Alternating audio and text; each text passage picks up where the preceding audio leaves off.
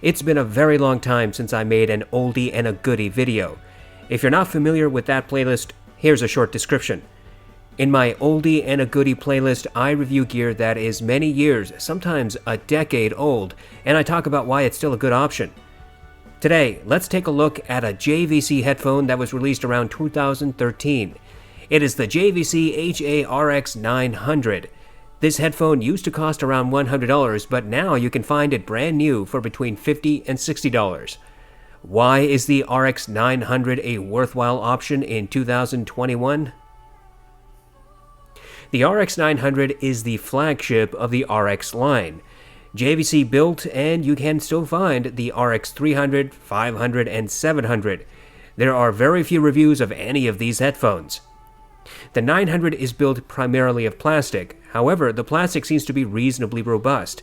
The ear cups, headband, and yokes are all plastic. There's a vertical metal piece to which the headband padding is attached. The 900 comes with a non-detachable cable. This cable is about 10 feet long. The ear pads have typical foam padding. The driver housing is angled, so the front of the ear cups is tapered inward. The ear pads are replaceable. The headband padding is generously large. This is not a suspension headband. Instead, you have to adjust the length manually. Once you achieve the proper length, the headband padding will remain in place. The pad distributes the weight of the headphone exactly evenly across the head. Speaking of the weight, the 900 is around 13 ounces. As you might expect from a mostly plastic build, the headphone tends to squeak a bit when handled. As for comfort, the 900 is one of the most comfortable headphones I've used. The headband never causes hot spots, the ear pads fully surround my ears, the clamping force is perfect, not too stiff and not too loose, and the overall weight is hardly noticeable. I can wear the 900 for 3 to 4 hours without difficulty. Moreover, the 900 has some passive noise isolation and is somewhat dampens the external noise. Overall, the 900 is not going to stun anyone with its build and design. It's plasticky, a bit squeaky, and has a non-detachable cable. But I have had this headphone for several months and the 900 still looks brand new. The 900 is a very comfortable headphone for me. I cannot imagine many people will complain about its fit. For $50 to $60, you could do a lot worse. Heck, there are some expensive headphones that have far more flimsy construction, such as the HD560S, or also have non-detachable cables, such as Grado headphones. To test the sound signature of the RX900, I paired it with the RME 80i2 DAC, Eco Zerta, and Lotu PAW S1. I used the stock ear pads. I listened to my test playlist over Amazon Music HD. The RX900 is an odd 64 ohms, but has fairly good sensitivity at 106 decibels. Consequently, none of my devices, even the LG V30, struggled to provide enough power for the 900. By the way, JVC says little to nothing about the sound signature of the RX900. I guess we will have to discover its performance. The RX900 appears to have a slight sub-bass roll-off and a fairly neutral mid-bass. In Mountains by Hans Zimmer, the 900 presented the rumbling effect from the beginning of the song. However, this detail was a bit muted, a little distant sounding, and had fast transients. There was faster reverberation than on the neutral Allo Audio S4X. When the crescendo hit at the middle of the song, the organ cut through the mix. The rolling thunder effect was audible but did not overwhelm the other instruments. All instruments tended to meld together but never became muddy or distorted. When the vocals started at the end of the song, they rose from the background until they were about shoulder to shoulder with the instruments. In Conquered by Overwork, the 900 recreated the rolling marble effect at the beginning. This detail is supposed to pan from right to left to center, but the 900 kept it dead center. There are multiple drums in the mix, and the 900 recreated all of them. Each drum strike had a hard thumping sound, not a sharp thwacking. I listened to several hip-hop songs including Pure Water, New Patek, Reel It In, and Uproar. The 900 presented the subwoofer effect, but it sounded distant. It was like the subwoofer was at the other end of a large room. The vocals were about 1 to 2 steps ahead of the instruments and had their requisite sparkle. There was little melding between sub-bass and mid-bass. I next listened to Bim Bam Smash from the Bourne Supremacy soundtrack. There are multiple drums of various sizes in this song, and the 900 presented all of them. They melded a bit among each other, but were otherwise fairly clear. At 1 minute and 15 seconds, there's a pause followed by a hard drum strike timed to cars hitting into each other. The 900 perfectly recreated this hard, impactful drum strike. Overall, the RX900 appears to have a slight sub-bass roll-off and close to neutral mid-bass. This is not a V-shaped bass signature. Drums sound fairly clear and at louder volumes resonate and shake the ear cups. There is average separation between sub-bass and mid-bass. This means that there is no distortion and only slight melding between these particular frequency regions. The RX900 has slightly forward mids, particularly vocals. In Orla Gartland's song Why Am I Like This, there is natural gradient sibilance mixed into the track. The 900 recreated both details and slightly accentuated the sibilance. This was not harsh and sounded very similar to the Olo S4X's performance. Orla's voice was 1 to 2 steps ahead of the instruments. All instruments appeared to have correct timbre. The drums and guitar melded, creating a full, natural sound. When the backup singer began singing, she appeared in the right ear cup and was 2 steps behind Orla's voice. In Haim's Want You Back, the 900 again showed that it slightly accentuates female sibilance. This was not harsh or peaky and only a marginal deviation from neutral. At 8 seconds into the song, the primary singer says the word "we" and drags it out, making it sound gravelly. The 900 perfectly recreated this detail. The 2 backup vocalists retained their individual separate tonalities when they first appeared in the mix. When all the instruments played at maximum, all the vocals tended to meld together, but upon close examination, I could just separate the backup vocals from the primary vocalist. When the instruments played more softly, all vocalists became abundantly clear with their separate voices. The drums, piano, guitar, and bass all seemed to have correct timbre. All instruments melded a little bit, resulting in a full sound presentation. In Superposition by Young the Giant, the 900 properly recreated the ukulele and drums, with the bass slightly recessed. The primary male vocalist had smooth voice. His sibilance was neutral. There is a backup vocalist whose voice is layered beneath the primary singer's. The 900 was just able to demonstrate this detail, which a lot of headphones struggle to do. Between 1 minute and 10 and 1 minute and 20 seconds, there's supposed to be a sharp intake of breaths. The 900 perfectly recreated this detail. Overall, the RX900 appears to have slightly forward mids, particularly vocals. There is a slight emphasis of female sibilance, but nothing harsh or remotely peaky. Male sibilance is neutral. All instruments sound full, but there is some melding among them.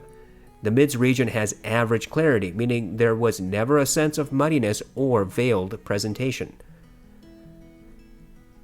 The RX900 appears to have close to neutral treble response, with perhaps a slight roll-off at the upper treble region.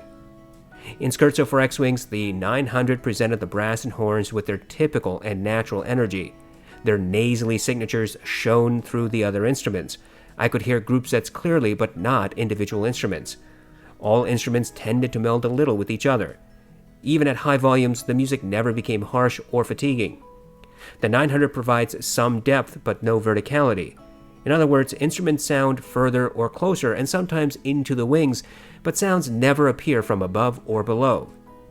In Flight from the City, the 900 rendered the piano as if it was about 5 feet away from me. Its bassier notes were slightly underemphasized and clear. The cello was smooth and melded slightly with the piano. I could hear the electric buzzing and pops and sizzles that are recorded into the bass layer of this song. I could hear the creaking of wood on the pianist's bench and the weight of the cello being shifted. In Take 5 by the Dave Brubeck Quartet, the 900 presented the piano in the right ear cup, the drums in the left, the saxophone center, and the bass somewhere further back. All instruments appeared to have correct timbre. They also tended to meld with each other, at least slightly. The saxophone sounded full and smooth. The cymbals are supposed to have variations in tonality depending on the placement of the strikes. However, the 900 rendered each cymbal strike the same without variation. Overall, the RX900 has a smooth, almost neutral treble rendition. I think the upper treble region has a slight roll-off which prevents any peakiness or harshness. The RX900 does not excel in detail retrieval. In fact, throughout my test, I got the distinct impression that some obvious details were a bit recessed, though never actually missing. The creaking of wood, shifting of the cello, pops and sizzles, electric buzzing, sharp intakes of breaths, plucking of guitar strings, and multiple vocals are audible but not entirely clear on every occasion. In other words, some headphones will shove details into your ears while others will gloss over obvious details. The 900 does neither. Subtle details will be difficult to hear, but obvious details will be audible. For a more quantitative test, I used the song New Light by Kazuki. This track has layers of details, including the sound of children playing, wind, rustling of grass, synth, piano, and footsteps. I count the number of footsteps I can hear in the first 60 seconds. The Sennheiser HD800S presents 22 footsteps. The Focal Clear presents 18 footsteps. The Austrian Audio HI-X65 presents 16 to 17 footsteps. The Austrian Audio HI-X55 presents 16 footsteps. The Hi-Fi Man Sundara, Avantone Planar, and Beyerdynamic DT1990 present 10 to 11 footsteps. The audeze LCD1 HD6XX presents 6 to 7 footsteps. The Neumann NDH20 presents 5 to 6 footsteps. The Blon BL30 presents 5 to 6 footsteps. And the RX900 presents 6 footsteps. The New Light test confirmed what I kept hearing during the rest of my listening experience. The 900 provides obvious details, sometimes clearly and sometimes a bit recessed. Subtle details, however, will be difficult to hear. The RX900 has fairly respectable soundstage. I have a scale that I use to describe this feature. My standard go-to average is the HD6XX. Many people have this headphone, and I believe they can relate to its performance. The HD6XX and LCD1 have average soundstage. The Blon BL30 also has average performance. The Neumann NDH20 has below average soundstage. The audeze Mobius and every Beats headphone I've ever heard has claustrophobic soundstage. The Hi-Fi Man Sundara, Avantone Planar, Austrian Audio HI-X55 and 65 all have above average soundstage. The Hi-Fi Man Diva has wide soundstage. The HD800S has super wide soundstage. The RX900 appears to have average soundstage. Keep in mind that the 900 does not provide verticality but does have some ability to show depth. You will not get a 3D effect on this headphone. JVC did not say what the RX900 is supposed to sound like. In fact, they put very little description for this headphone. My listening test suggests that the 900 has a sub-bass roll-off and a close to neutral mid-bass. There is some melding between these regions, but no muddiness or distortion. Sub-bass is present, but a bit distant. Drums sound full, but never visceral. The mids are a bit forward, especially vocals, which will be about 1 to 2 steps ahead in a mix. There is a slight emphasis in female sibilants, but nothing that comes close to harsh or peaky. Male sibilance is neutral. All instruments sound full and natural, though there is some melding among them in a mix.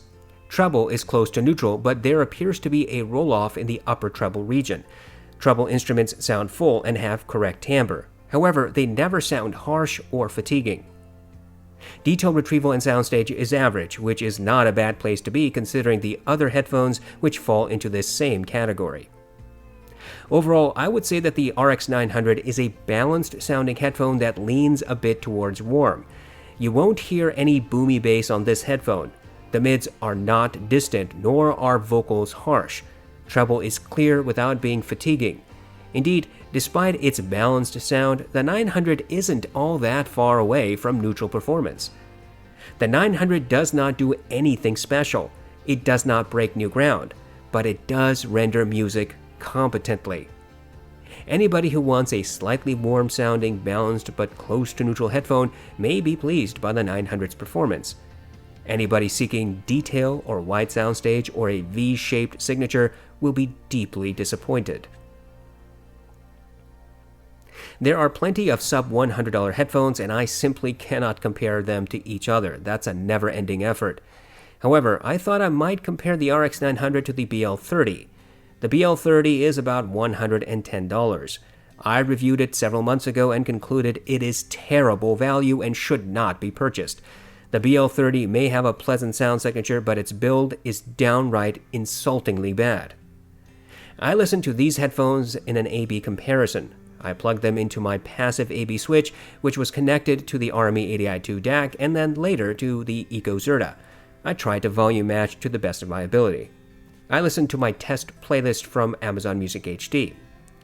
I used third-party audeze solid ear pads on the BL30 as the BL30 needs heavy modification to fit any person who is not an Oompa Loompa. This is going to be a general discussion. I'm not going to waste time going through too many specifics as I have already reviewed the BL30. Based upon my tests, it appears to me that the BL30 and RX900 have similar but not the same bass performance. Both headphones have a sub-bass roll-off. However, the 900 provides a bit more clarity in the bass region. The 900 has more mid-bass emphasis. The BL30 has greater sub-bass and mid-bass melding. The mids are a little different as well, though not dramatically. The BL30 has a slight sibilance roll-off while the RX900 has a very minor push in female sibilance. Both headphones present natural, correct timbre for all instruments. However, the 900 has a bit more clarity in the mids region. Both headphones present vocals 1 to 2 steps ahead of their mixes. The treble is the biggest difference between these headphones. The RX900 has closer to neutral performance with greater clarity and separation of instruments. The BL30 has a treble roll-off and more melding among instruments. Oddly, the BL30 makes pianos sound a bit distorted and tinny, whereas the 900 makes them sound natural. The RX900 provides just about the same amount of detail as the BL30. However, the 900 has slightly greater soundstage and clarity and separation of instruments.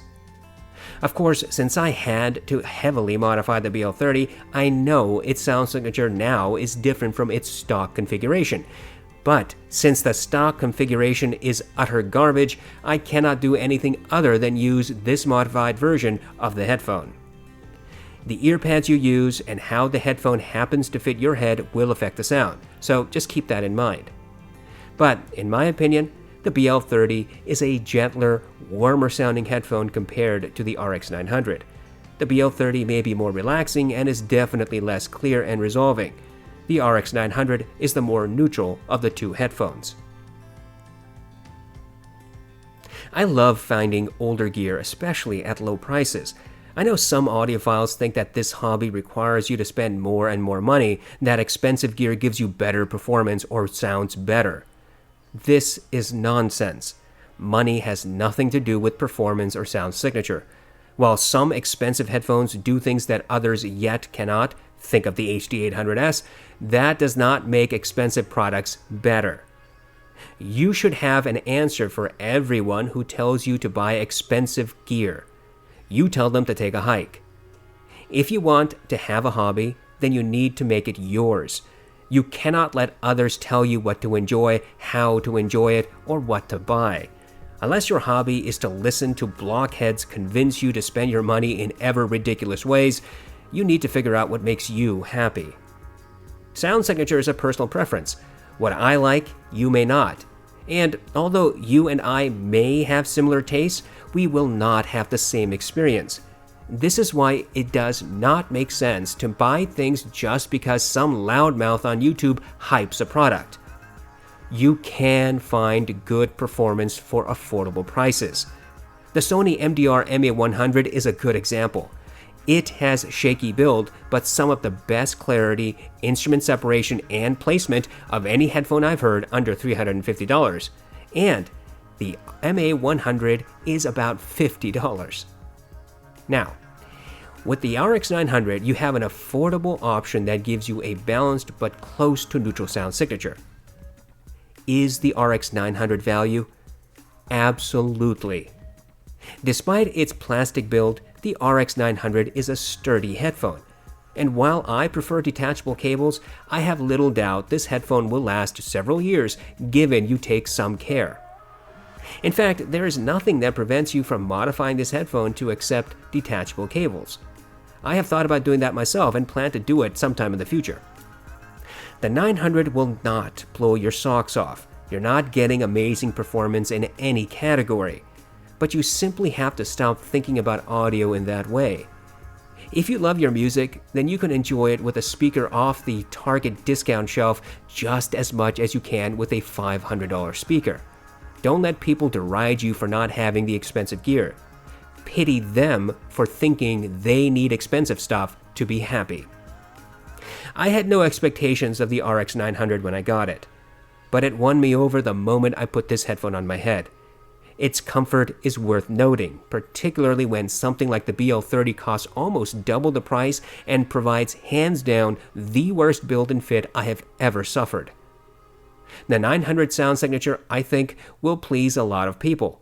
You won't get stunning performance, but you will get a fairly clear, smooth, and balanced sound signature that is close to neutral.